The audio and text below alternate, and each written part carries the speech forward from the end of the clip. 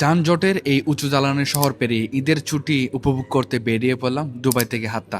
এখানে অসাধারণ কিছু ঘটনা ঘটেছে। দুবাই থেকে 120 কিলোমিটার বেগে চলছে আমাদের নিশান পেট্রোল। ভারতের লাদাখের মতো পাহাড়ি উঁচু নিচু রাস্তায় লং ড্রাইভে হঠাৎ শুরু হলো বৃষ্টি।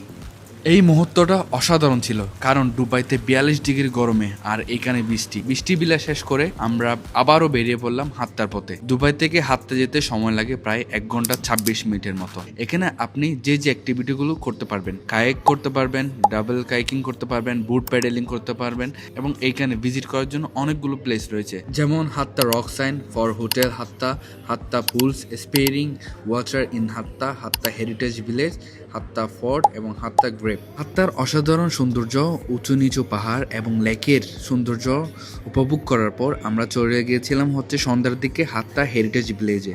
হাত্তা হেরিটেজ ভিলেজে অনেকগুলা আরবের পুরাতন দোকানের মতো কিছু দোকান রয়েছে এবং রয়েছে আরবের পুরানো গড়, এবং এরপরে আমরা দেখতে পেলাম আরবের সবচেয়ে পুরানো নৃত্য, কিভাবে আরবরা আগে নৃত্য করতো।